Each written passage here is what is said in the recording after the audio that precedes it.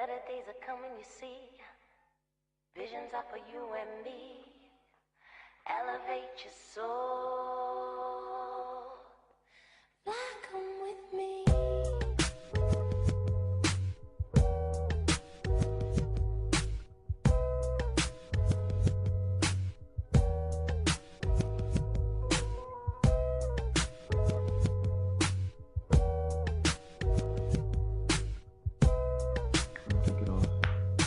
Alright, shalom. Double honors to the elders of GMS. All praise to Yahweh Hashem Yahushai. It's a new year, you know, and we gotta be strong in the spirit of the Most High, okay? Brothers out there, this is for you younger brothers that's coming in this truth, that's having kind of doubts and everything. Now is not the time to have doubts. Now it's time to buckle up, you know, and get this job done, because we almost out of here. Alright? Okay? And pretty much the Most High, Yahweh Hashem Yahushai, you know, gave us a job to do, you know. And this job that we was given, you gotta be very passionate about this job. And you gotta be into the spirit, alright? You know, you gotta whatever the Lord gives you, you gotta be passionate about it, you know. Like case in point, LeBron James. When LeBron James go out there and play ball, you know, he busts his ass. Or when Michael Jackson, when he had his performance, he'll give his all. You know, that was their bullshit talent. All right, but our talent is the understanding of the scriptures. So you got to be passionate about, you know, teaching. All right, because our job is to feed the flock. Is to feed the flock with what? With the truth. That's why the first scripture we're going to read is St. John 21, beginning at verse 15. Alright, St. John 21 and 15. So when they had dined, Yahushua said to Simon Peter, Simon, son of Jonas, lovest thou me more than these? And he saith unto him, Yea, Lord, thou knowest that I love thee. And he said unto him, Feed my lambs. Right, and he said unto him, Feed my lambs. Alright. Now who's the lambs? The lambs is talking about the elect of Israel. Feed them with what? With this knowledge, the understanding of the scriptures. Yeah, go ahead. And he said to him again the second time, Simon, son of Jonas, lovest thou me? He said unto him, Yea, Lord, thou knowest that I love thee. And he said unto him, Feed my sheep. And he said unto him the third time, Simon, son of Jonas, lovest thou me? Peter was grieved because he said unto him 3 times, Lovest thou me? And he said unto him, Lord, thou knowest all things, thou knowest that I love thee. Then Yahushua said unto him, Feed my sheep. Verily, verily, I say unto thee, when thou once young, thou girdest thyself, and walkest whither thou wouldest. But when thou shalt be old, thou shalt stretch forth thy hands, and another shall gird thee, and carry thee whither thou wouldest not. Meaning what? Look over people. Because when he said, when you was young, somebody had to look over you. Alright? Somebody had to guide you. So your job as a man of the Lord, or to be in the spirit, you're supposed to look over the younger brothers. So when you get older, you did your job, so that man that you trained and you looked over, he's going to look over for the other flocks. Okay? So that's our job. Our job is to look over the younger men, so to speak. Because we building something now that's more spiritual than ever in the history of being in Israel. Alright, this new foundation that's been made is not a physical thing. Alright, you don't see men just buffed up and everything. You see men's spirits are being roused up through the Spirit of the Lord. So our job is to make sure their spirit is still going on strong. Alright? Right. Like the scripture says, to edify. When you look up the word edify, it means to build up. What are we building up? We're building up the faith of the elect. And the way we do it is by, you know, constantly pushing out shows, you know, going out there teaching every Saturday. That's how you build up the faith of the elect. All right. So the next scripture will be 2 Timothy 2:15.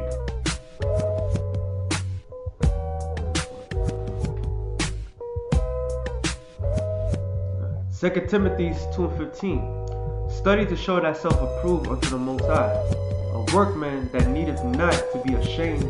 Right. It says, study to show thyself approved unto the Most High. Meaning, in other words, you gotta be constantly into the scriptures. Okay? And it speaks about being a workman, because we're workmen or laborers unto the Lord. And we're building up the temple of the Most High. And how we building up the temple? We building up the temple, we building up a spiritual temple.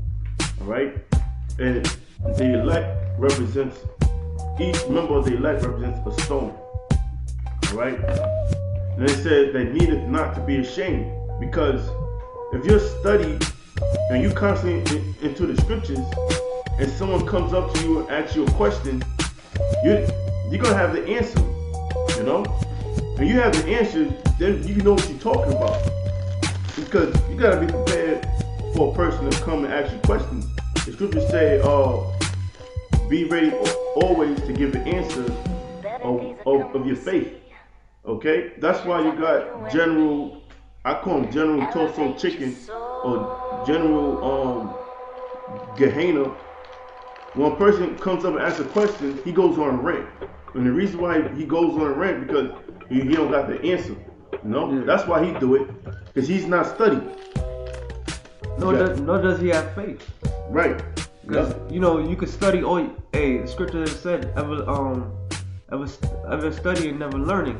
You could study all day, all night. If the Lord's now dealing with you, or the Lord don't put the spirit in you to understand what you're reading, it's to no avail. Alright? So you have to have faith. Everything that you do in this truth, you have to have faith. Alright? So 2 Timothy 2:15.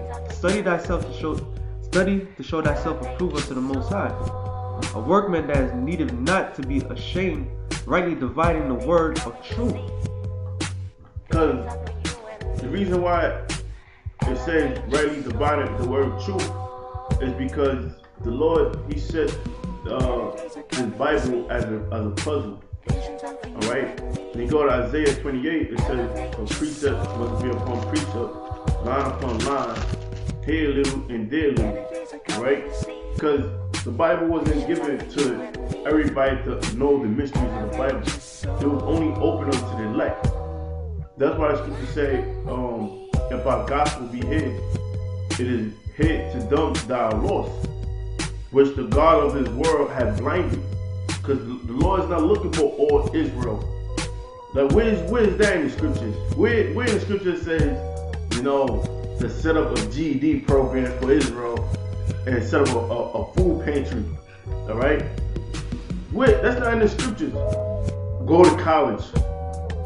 How are you going to set yourself up to have benefits in a place that's going to be destroyed? Yeah. Alright? And where's the glory of bringing all Israel together, which is supposed to be the sound of the sea? Then they could easily say, okay, we did it by our own hands. But if the Lord took a certain elect men from each tribe and he chose them to be his elect, that's more glorious. How you gonna take a small number and then broadcast what's going on? Alright? That's a glorious thing. That's why the Lord said our weakness is to make the people of this world to be confounded liars. Alright? Through your weakness, you make this world a lie. To show you that you don't have to be all super strong. If you stay in the scriptures, you'll be alright. Okay, 1 Corinthians? You got a precept? No, I couldn't find it. Okay, 2 Timothy 2:24. Alright, 2 Timothy 2:24. Or jump down to 24 verse. Yeah. And the servant of the Lord must not strive, but be gentle unto all men, apt to teach. There you go. And the scripture says to be apt to teach. Alright? other words, meaning you can't wait to, to teach His word. You gotta be fired. Cause the Spirit of the Lord is a fire. You gotta be fired up to teach. Saturday can't wait to go out there. And to teach. All right, or to put up shows. It says add to teach. Oh, no, I don't want to read. I don't want to speak. I just hold silence. You should want to. You should want to, go out there and prophesy. All right. You should want to be out there teaching the word of the Lord. So that's the point. It says you will be apt to teach. All right. You look at the word amp. This is show brothers.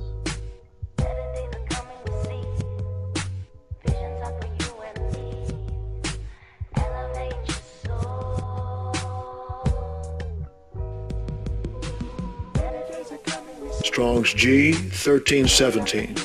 Didacticas. So it means apt, skillful in teaching.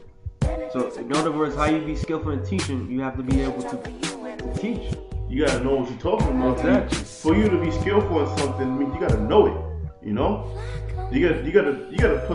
dedicate your time. That's nothing. You gotta make that sacrifice on dedicating your time. Like, you think Michael Jordan was just the best because he was just the best? He dedicated his time, all right? He was just, when time to practice, he was putting more hours in than the rest of the players, to be as great as he is. So with the word of the Lord, you gotta dedicate your time, dedicate your time on studying, looking into words, okay? So that's how you become skillful. You're not gonna become skillful by having your hands in your pocket. You gotta get your hands dirty, so to speak. Go to the next scripture. Yeah, 1 Corinthians 9. 1 Corinthians 9:19. But do I be free from all men, yet I have made myself a servant to all, that I might gain. No, I'm sorry. 1 Corinthians 9:19, right? Yeah. Okay, go ahead. For though I be free from all men, yet I have made myself a servant unto all, that I might gain the more. And unto the Jews I became as a Jew, that I might gain the Jews. To them that are under the law. Right, because now this is Paul speaking. Because when Paul spoke, when Paul taught, like he said to the Jews, he used the law to break it down, to preach your house shine to them. Like the Lord, does not the Lord say, did he not say that unto a prophet will I raise up, hear ye him? Because they always talk about the law, All right, go ahead. As under the law, that I have might gain them that are under the law. So Paul used the law to convince them, to persuade them to the truth, the full truth. Go ahead. To them that are without the law, as without law. Right, so you might use other analogies, like I use the analogies about Michael Jordan, because you got Jakes that's into sports, so we may use the analogy with the sports, the sports world to, get to a Jake, for them to understand it. All right, and Paul used it too. We're gonna get to it. Yeah. Being not without law to the Most High, but under the law of Yahushua, that I might gain them that are without law. To the weak became I as weak, that I might gain the weak. And I am made all things to all men, that I might be, that I might by all means save some. In other words, he is called adapting. He was adapting to the situation, meaning the people that were weak in faith, he had strong faith, but he was weak as them, so that way they could gain their faith. All right. people that was out without the Lord, they didn't understand the Lord, he talked to them in that type of language that they could understand. Alright? And this I do for the gospel's sake. For example, when Paul was in Acts 17 chapter, when Paul went to Athens, he used their own philosophy against them. Like he quoted what's this poet name? But he'll use, because they believe in Zeus. They believe that Zeus was the Almighty, that Zeus created the stars and the moon and everything for times and seasons. But Paul went in, he said it was not Zeus, it was the Most High, So he'll use certain quotes from certain poets and to convince them, but he used their own bullshit against them, Yeah. Like scripture say, it says deceitful but yet true, something to that effect. I'm quoting wrong, but Lord willing, we'll put it up in post production. As deceivers but yet true. That's what I was trying to say. And this is I do for the gospel's sake, that I might be partakers thereof with you. Now it's like not that they which run in a race run all. Now Paul is using an analogy as a race. It uses reference as a race because in a race, you go in a race, you gotta be, prepared, all right? And it's not about how fast you get to the finish line, because if you pull your engine trying to get to the finish line quick, you're gonna burn yourself out, all right? The main goal is just getting to the finish line, and that's making reference to being in this truth and making it to the end.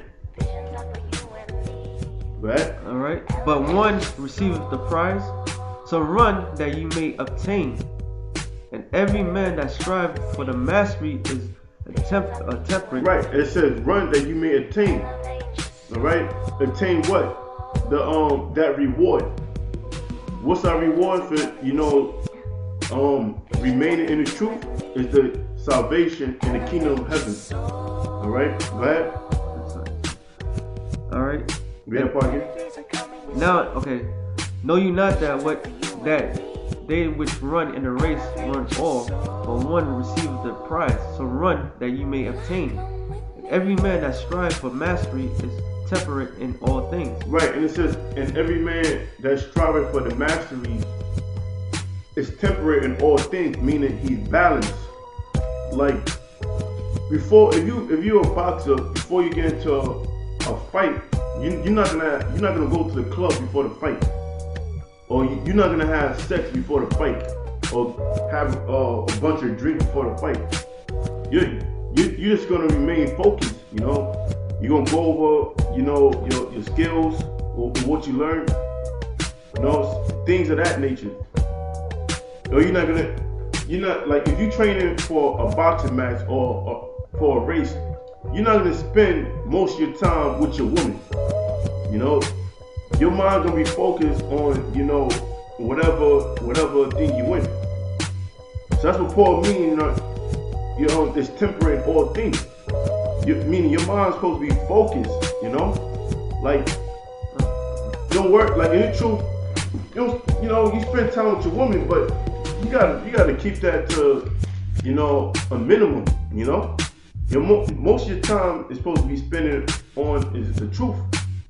When you get the time, you do what you gotta do, but most of your time is on the truth. Quick precept. Matthew 6 and 21 and 22. The light of the body is the eye. If therefore thy eye be single, the whole body shall be full of light. Meaning what? Meaning focus. If you focus on one thing, if you focus on one goal, which is what? The kingdom of heaven, then all things are open to you. Alright? But if thy eye be evil, the whole body shall be full of darkness.